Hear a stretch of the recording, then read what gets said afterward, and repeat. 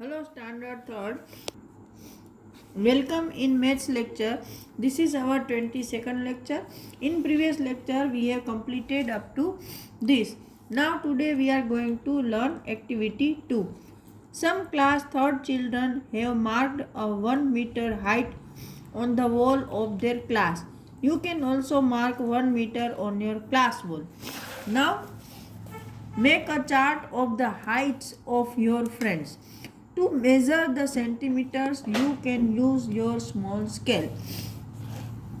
मतलब आपको बच्चों की हाइट मेजर करने के लिए स्कूल के जो क्लास में आप पढ़ते हो वहाँ पर दीवार पर एक 1 सेंटीमीटर तक का मेजरमेंट लिखना है और उसमें सेंटीमीटर मार्क करके रखने हैं और फिर हर फ्रेंड का मेजरमेंट लेना है। तो यहाँ पर कुछ बच्चों के नाम लिखने हैं और यहाँ टोलर शॉर्टर इक्वल टू 1 मीटर या ऐसे लिखना है। मतलब वो बच्चा 1 मीटर के इक्वल है, 1 मीटर से कम है उसकी लंबाई या 1 मीटर से ज़्यादा है वो लिखना है। और हैव हाउ मैनी सेंटीमीटर मोर और लेस देन अ मीटर, और वो बच्चे की जो हाइट है वो 1 मीटर से कितने सेंटीमीटर कम या ज़्यादा है वो यहाँ पर आपको लिखनी है। तो ये तो भाई क्लास एक्टिविटी है। Recently we are not coming to class, so approximately हम बच्चों की लेंथ यहाँ पर लिखेंगे और उसका डिफरेंस निकालेंगे। कि सपोज आपको अभी पता है कि 1 मीटर इक्वल टू 100 सेंटीमीटर होता है, राइट। तो एक बच्चे की सपोज वो कल्पेश है या कोई भी है, उसकी हाइट आई 102 सेंटीमीटर। तो यहाँ पर हम वो 100 सेंटीमीटर मतलब 1 मीटर से टोलर है या शॉर्टर है या इक्वल है, तो टोलर है ना। और वो कितना टोलर है तो कि 2 सेंटीमीटर, राइट। अभी दूसरे बच्चे की सपोज आई 96 सेंटीमीटर, तो वो शॉर्टर है और वो कितना शॉर्टर है तो कि 4 सेंटीमीटर। फिर तीसरे बच्चे की आई 100 सेंटीमीटर, तो वो इक्वल है और वो यहाँ पर कुछ नहीं आएगा। आई बात समझ में ना। यहाँ पर बच्चों का है कि भाई मैं 4 सेंटीमीटर ज़्यादा हूँ, चलो मैं देखते हैं, it's not important. Now over here centimetres to metre, which of this will be in centimetre and which will be in metre. यहाँ पर कौन सी चीज़ सेंटीमीटर में आएगी और कौन सी मीटर में, ये हमें देखना है। Width of a computer screen, आपने कंप्यूटर स्क्रीन देखा है तो वो मीटर जितना बड़ा नहीं होता है, तो हम यहाँ लिखेंगे सेंटीमीटर। लेंथ ऑफ पगड़ी वोन बाय सिख, सिख लोग जो अपने सर पर पगड़ी पहनते हैं वो बहुत लंबा उसका कपड़ा होता है, तो ऑब्वियसली वो मीटर में आएगा। Height of 1 year old child, हमारी हाइट ऑब्वियसली हम सेंटीमीटर में ही मेज़र करते हैं। लेंथ ऑफ बनाना, बनाना भी सेंटीमीटर में मेज़र किया जाता है। वेस्ट ऑफ एन एलिफेंट, मतलब एलिफेंट की कमर, तो वो तो भाई सेंटीमीटर में नहीं मेज़र हो सकती है, उसमें तो मीटर ही डालना पड़ेगा। Height of sugar cane, sugar cane मतलब गन्ना, शेरड़ी, तो वो भी मीटर में मेज़र होगी क्योंकि बहुत लंबी होती है। डेप्थ ऑफ वेल, कुआं की डेप्थ मतलब ऊंडाई, वो कितना गहरा है, तो वो भी मीटर में मेज़र होगी। हाइट ऑफ योर मदर, तो मैंने पहले ही बताया कि भाई हम हमारी हाइट सेंटीमीटर में मेज़र करते हैं, तो मम्मा की हाइट भी सेंटीमीटर में मेज़र होगी। Distance from classroom to school gate, classroom से स्कूल के गेट तक का डिस्टेंस, तो वो भी मीटर में होगा क्योंकि वो ज़्यादा होता है। Length of your fathers arm, आपके फादर का आर्म है वो हाथ, वो कितना लंबा है, तो वो भी सेंटीमीटर में मेज़र होगा। Now here trip to Agra, Maria and Bachung are going with their family to Agra.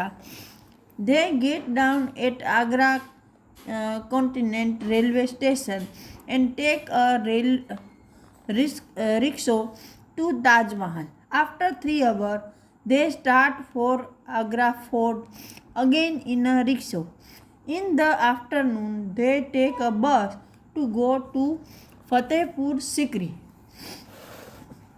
Now look at the distance between these places.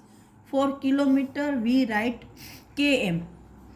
Agra canteen railway station to Taj Mahal, मतलब कि आगरा का जो रेलवे स्टेशन है वहाँ से ये ताजमहल है, यहाँ तक का डिस्टेंस 5 किलोमीटर है, यहाँ से यहाँ तक का। ताजमहल टू आगरा फोर्ट, फिर ताजमहल से आगरा का ताजमहल से आगरा फोर्ट, ये इसका डिस्टेंस है 2 किलोमीटर। फिर Agra fort to Fatehpur Sikri 40 kilometre. यहाँ देखो, ये आगरा फोर्ट से थोड़ा रिवर्स आके फिर इस तरफ फतेहपुर सिकरी आता है, तो वो 40 सेंटीमीटर है। Now find from the map which is farther from Agra cantonment railway station, Taj Mahal और फतेहपुर सिकरी। मतलब यहाँ पे बताया है कि आगरा का जो ये रेलवे स्टेशन है उससे कौन सी जगह फार्थर मतलब दूर है। तो दो बताए हैं कि एक तो है ताजमहल, ये ताजमहल यहाँ है, और फतेहपुर सिकरी यहाँ है। तो देखो, ताजमहल है वो रेलवे स्टेशन से 5 किलोमीटर है और फतेहपुर सिकरी 40 किलोमीटर है, तो ऑब्वियसली फतेहपुर सिकरी ही दूर हुआ। Now which of this is nearer to the railway line, ये रेलवे लाइन यहाँ पर बताई है, तो इनमें से कौन सी चीज़ रेलवे लाइन से करीब है। तो आगरा फोर्ट और ताजमहल, यहाँ देखो ये आगरा फोर्ट है और ये ताजमहल है, तो ये रेलवे लाइन से कौन सी चीज़ें करीब है। तो आगरा फोर्ट मुझे तो करीब लग रहा है। Now which is closer to the river Yamuna, Taj Mahal और रेलवे स्टेशन। ये यमुना रिवर है, उससे क्या करीब है, ताजमहल या रेलवे स्टेशन। तो ऑब्वियसली ताजमहल करीब है। Now match the correct length, draw line to match each picture with how long it can be. मतलब यहाँ पर कुछ पिक्चर दिए हैं और सामने उसके आंसर हैं, तो हमें मैच करना है। ये एक अर्थवर्म है, तो वो ना 2 किलोमीटर का हो सकता है, ना 5 मीटर का, वहाँ 10 सेंटीमीटर तक का हो सकता है। फिर 1 सेंटीमीटर जितना छोटा भी नहीं होता और 1 मीटर जितना बड़ा भी नहीं होता, तो हम इसको मैच करेंगे। Now height of a child, एक बच्चे की हाइट देखो 2 किलोमीटर तो हो नहीं सकती, ना ही 5 मीटर हो सकती है, 1 मीटर के अंदर तक की हो सकती है। तो यहाँ ना सेंटीमीटर है, तो ये 1 मीटर हो सकती है। नाउ यहाँ पर width of a finger nail, इसकी चौड़ाई, तो वो तो भाई सबसे छोटी होगी, तो कि 1 सेंटीमीटर या उससे भी कम। फिर लेंथ ऑफ साड़ी, आपको पता नहीं होगा लेकिन आपको मदर को पता है कि साड़ी होती है वो 5 मीटर तक के आजू बाजू की आती है। नाउ distance from home to school, घर से स्कूल का डिस्टेंस, तो वो तो ऑब्वियसली किलोमीटर में या मीटर में ही होगा। तो यहाँ पर हम जब सबसे बड़ा यूनिट किलोमीटर है इसलिए वो डाल रहे हैं। Now over here the long tail competition, the animal in this picture had competition, the animal who had the longest tail won a prize. Now who do you think won the first prize and who won the second? Just guess the length of the longest tail. यहाँ पर कुछ animals दिखाए हैं, देखो elephant है, काऊ है, pig है, monkey है और ये कैमेलियन है। और ये रेट है। तो इनमें से सबसे लंबी टेल किसकी होगी? तो भाई आपने तो देखा होगा कि मंकी की टेल सबसे लंबी होती है। उसके बाद नंबर आता है काऊ का। तो फर्स्ट नंबर किसका है? मंकी का, और सेकंड नंबर काऊ का है। और मंकी की टेल कितनी लंबी होगी? तो 1 मीटर से ज़्यादा या 1 मीटर के आजू बाजू तो हो ही सकती है। तो फिर यहाँ पे स्नेक बोल रहा है do I have a tail, मतलब क्या मेरी टेल है? तो यहाँ पर ये हमारा चैप्टर 4 कंप्लीट हो रहा है। Now I am going to start chapter number 5, shapes and designs. Make a clapper, मतलब वो जो बच्चे आप लोग स्कूल में बनाते हो ना, जिससे पटाखा फूटता है, शायद वही है।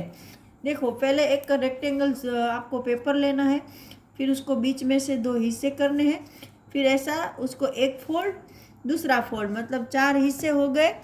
फिर उसको ऐसे बीच में से टर्न करके फिर वापस ऐसे फोल्ड करके, अब वो आप सबको आता है, मुझे पता है, मुझसे भी बेटर। तो ऐसे फोल्ड करोगे और जब 2 एक साइड से पकड़ के ऐसे जोर से करते हो तो उसमें से पटाख ऐसी आवाज़ आती है ना, जो क्लास में बीच बीच में तुम लोग करते हो। आप छोटे हो, आप तो शायद नहीं किए होगे, लेकिन जो कुछ ऐसे बच्चे हैं उन्होंने लास्ट ईयर किया था, आई नो दैट। तो ये अगर आपको नहीं आता है तो अपने आड़ोस पड़ोस में जो भी फ्रेंड रहता है उसको आता होगा, बड़े बच्चों को तो अच्छे से आता है, उनसे सीख लेना है। या इसमें से भी ये फोल्ड करके बनाना, बीच में डाल देना है उसके एक फोल्ड को, ताकि जब आप ऐसे उसको जोर से करते हो ना तो उनमें से आवाज़ आती है। Now have fun with shape, colour the clone following the direction given below. मतलब ये एक ओवर हियर, ये आपको एक क्लोन मतलब वो जो सर्कस में नहीं होता है, क्या बोलते हैं उसको,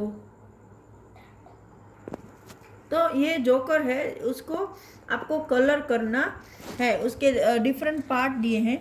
तो ट्रायंगल है, ये सारे ट्रायंगल जो दिख रहे हैं आपको वो सारे रेड करने हैं।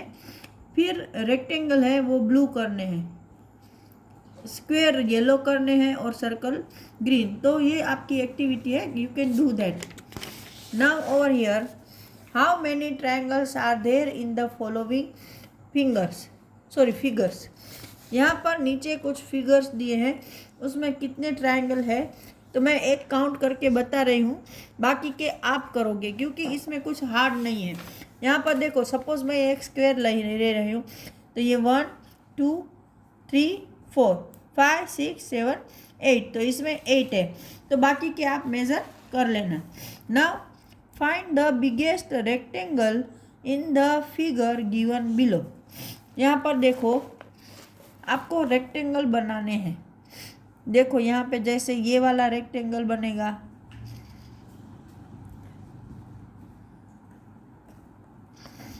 है ना, यहाँ से यहाँ तक। फिर इसमें भी ऐसा बनेगा,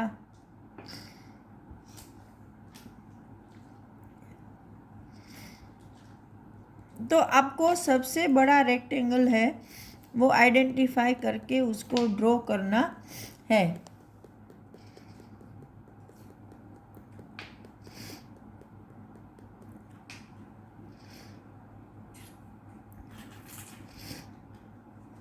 ये वाला भी बन सकता है, लेकिन ये यहाँ से कट जाएगा, तो इसको यहीं से बनाते हैं यहाँ तक। तो ऐसे हर पिक्चर में हमें रेक्टेंगल ड्रॉ करने हैं। Now over here, edges and corner. Meeta and her 5 friends were playing a game. Tinku was blindfolded and asked to keep clapping as long as he wished, while the other would move around a table. The moment Tinku stopped clapping, everybody would stop wherever they were. The child who was not at the corner would be out. Then she would be blindfolded. मतलब कि भाई इसमें है, school के कुछ बच्चे game खेल रहे हैं, कि इसमें ये जो टिक्कू है उसके आंखों उसको ब्लाइंड फोल्डर मतलब उसकी आंखों पर पट्टी बांध दी गई है और उसको क्लैप करने के लिए बोला गया है। तो वो उसकी मर्जी आए तब तक क्लैप करेगा, तब तक सारे बच्चे इस टेबल के आजू बाजू घूमेंगे और जब वो क्लैप करना बंद करेगा तो जो बच्चा जहाँ है उसको वहीं पर स्टॉप हो जाना है और जिस बच्चे और सबको जहाँ तक हो सके एक एक कॉर्नर को टच कर लेना है इन दिस वे। और जो बच्चा कॉर्नर को टच नहीं कर पाता है वो आउट है। तो देखो यहाँ पर कौन आउट है, इसके पास भी कॉर्नर है, इसके पास भी है, इसके पास भी है और इसके पास भी। एक ये गुड्डू के पास कॉर्नर नहीं है तो वो आउट हो गया है। तो यहाँ तक इस लेक्चर में हम लोग कंप्लीट कर रहे हैं। नेक्स्ट लेक्चर में I will explain some more about this game.